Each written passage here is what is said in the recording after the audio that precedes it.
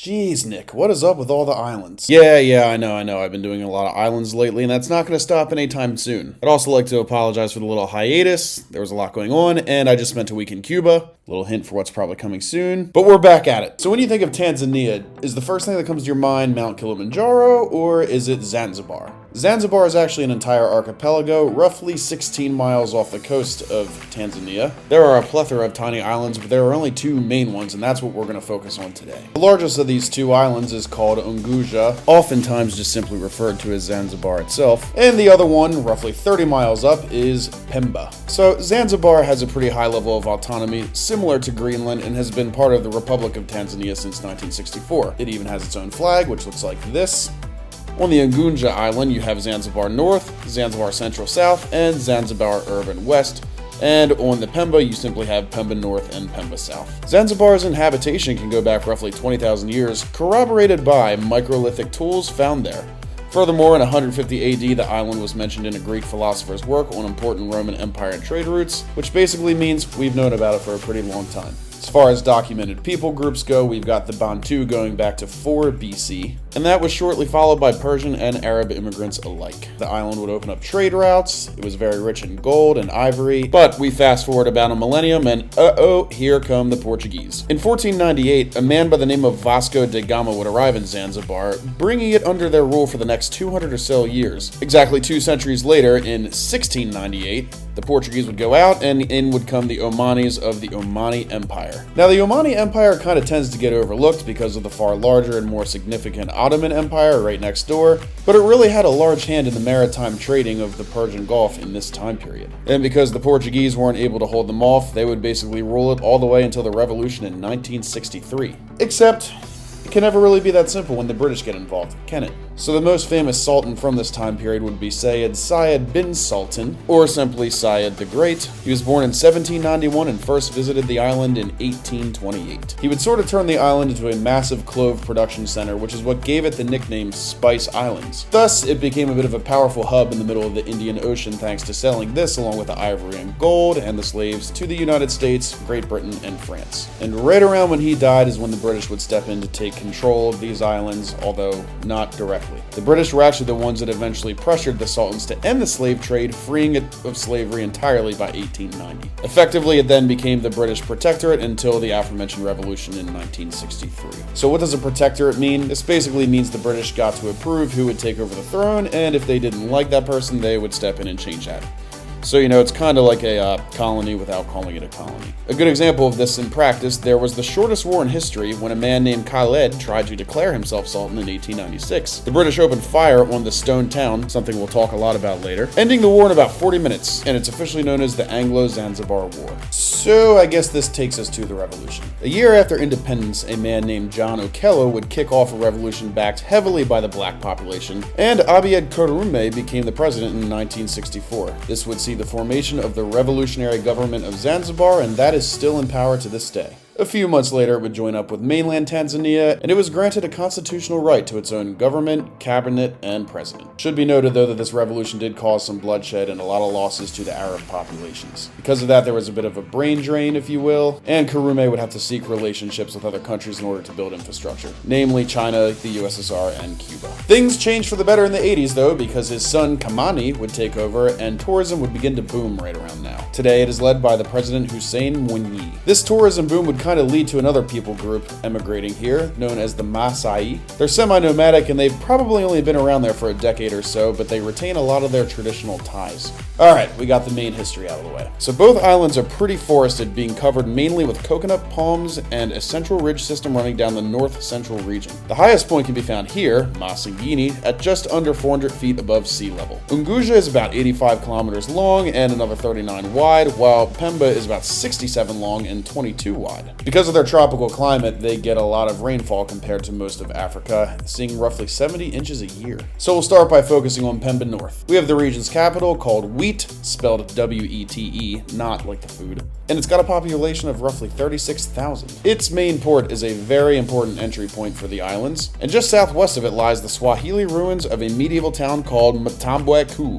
Probably butchered that. The town has several developed roads with many schools and playgrounds all throughout, and as you probably guessed already, there are beaches in basically every region. If we move up to the northeast portion, you'll find the Pemba Paradise Beach, which surrounds the Ras Kuiju Forest, named after a nearby small town. Naturally, there are plenty of resorts in that area. And you'll find a lot of these everywhere, which would kind of explain Zanzibar's high population considering how small the islands are overall. If we take a little skip to the west, you will find the Shawaki ruins of the Shirazi people. This includes the Mazrui tombs going back to the 17th century, as well as the Haruni site going all the way back to the 11th century. Seeing all of this surrounded by palm trees is quite a spectacle, and the higher grounds allow for a nicer view of the bay. If you take a look at the old mosque and the palace and the carvings, you'll kind of find that they had a good eye for architecture. But wait, there's more ruins. Here you can check out the Kichokochwe ruins, another protected Swahili site closer to the region's border. And for a greener surrounding, you can step over to the Msituku forest just off the blue Adamson Bay.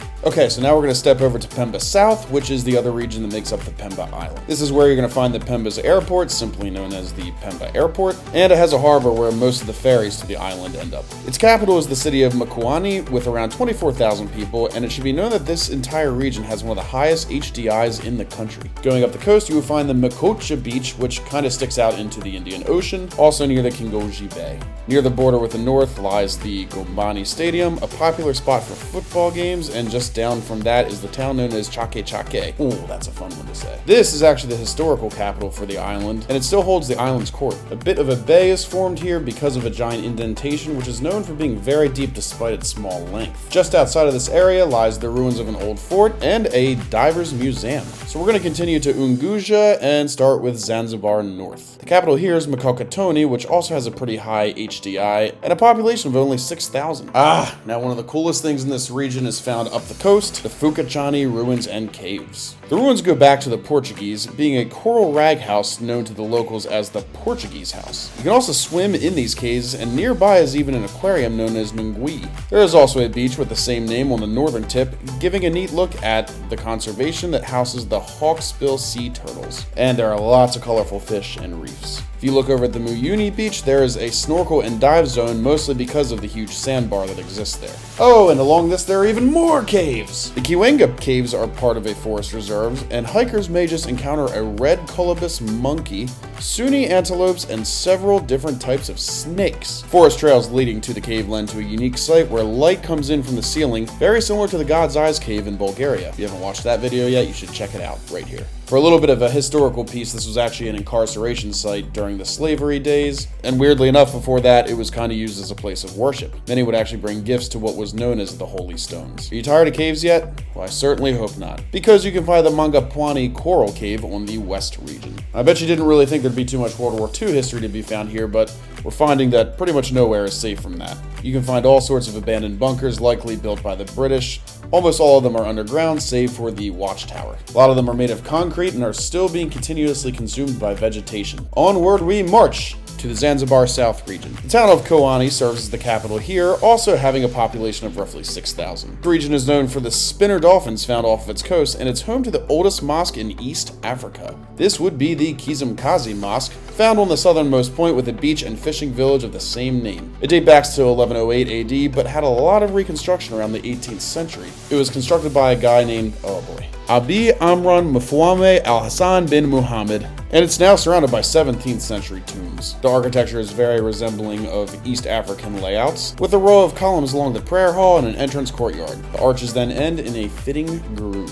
Now, let's go back to the caves. The Kizimkazi Makomamwi caves, as well as the Salam cave, is found nearby, which hosts a lagoon where you can swim with the sea turtles. On the opposing coast is the Kumbi cave, and the one that shows different patterns of human inhabitation, and it's said to have begun forming around 20,000 years ago. And of course, there's the Kuza cave, one that's nice for a cooler swim where a lot of people like to play music. If I'm being honest, there are probably a dozen more along this coast, but for the sake of time, we're gonna stop there. I feel like a whole video could be made on Zanzibar's caves alone. So a princess named Bi Kole, I think that's how it's pronounced, owned a clove business, and her mansion can still be found here. She had this built by many of her slaves, being the daughter of a Omani sultan, It has 7 rooms and a plumbing system connected to a private well for lots of good running water. There are actually a lot of tales around her that I'm not really going to get into because I think a lot of them are myths and I don't really have time to research that for these purposes. She would die in 1917, leaving the home abandoned as a historical site that we see to this day. Another neat site is the Jozani Forest, which allows you to interact really closely with monkeys and you can have a pretty safe stroll through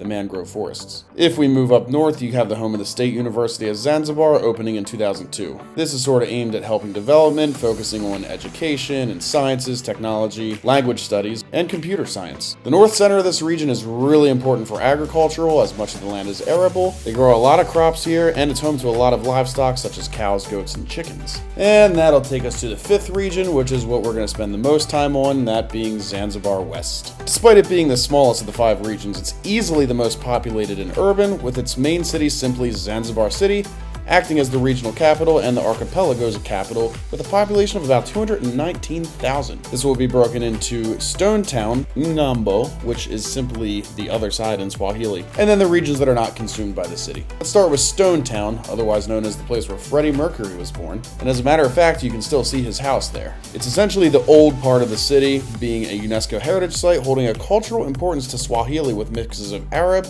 Persian, Indian, and European elements. Zanzibar's local government is seated here, and as you can imagine, tourism is pretty big. Bikes and motorbikes are a really common way of getting around because a lot of the streets are just a little too narrow for cars, which I don't think is a bad thing. Many of the buildings really reflect the 18th and 19th century styles, which we're going to take a closer look at. The Old Fort Monument sits on the site of a previous Portuguese church, which is the oldest building found in this area. It dates back to 1699, erected by the Omani Arabs. The 19th century was actually a prison, but right now kind of works as a grounds for concerts. The House of Wonder was built by Sultan Bargash, being a large ceremonial palace right by the 3-level Sultan Palace on the seafront. Oh, and a neat little tidbit, it's named this because it was the first building in Zanzibar to have electricity. Nearby you'll find plenty of churches, such as St. Joseph's Roman Catholic Cathedral. What I think is even cooler is the Christ Church Anglican Cathedral. This kind of acts as a memorial to David Livingstone, who was a huge abolitionist and helped put an end to the slave trade. And because of that, it's built on the final site of the slave market. And to this day, you can actually still see chambers where they were held and sold. Speaking of which, the Slave Island, also known as Chengu Island, is just off the coast of Stone Town,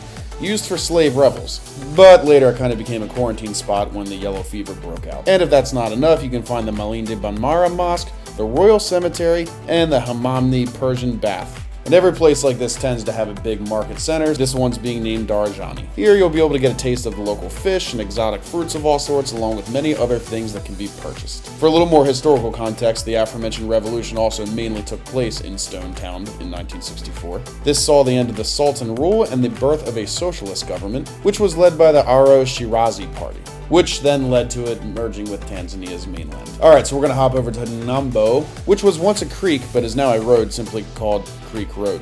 This is a larger part of the city and is definitely a lot more modern, which kind of makes sense if you think about it. You know, the other one's the old part, so.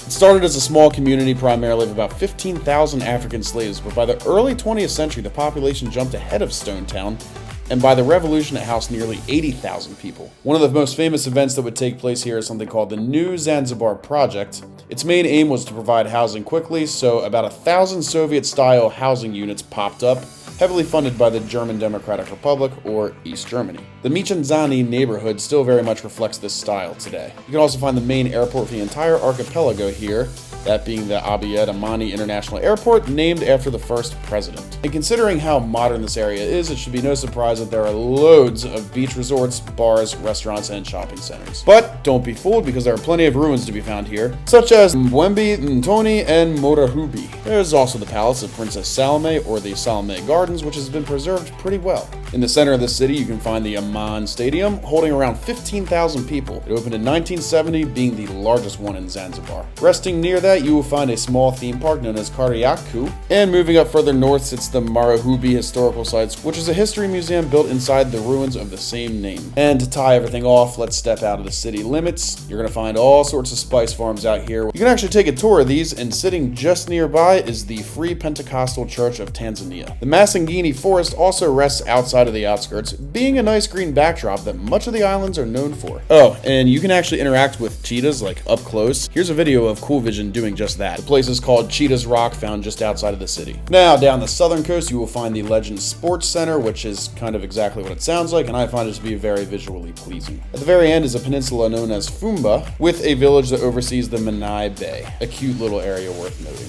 Oh, and that's also right by the Safari Blue. And you're not going to find too much else outside of this city in this region because it just takes up so much of it. There are, of course, plenty of schools, mosques, and churches scattered throughout the area, but if I mentioned every single one of them, this video would go on forever. So I'd like to think I highlighted the bigger ones. And with that, we're going to wrap it up here. As always, thank you so much for sticking around to the end. As I pointed out at the beginning, we're on a bit of an island kick, and we're probably going to do a couple more before we start returning to some more mainland topics. Let me know how this has been, and I'd be honored if you would like, comment, subscribe, share, do all that fun stuff. Until next time, peace out.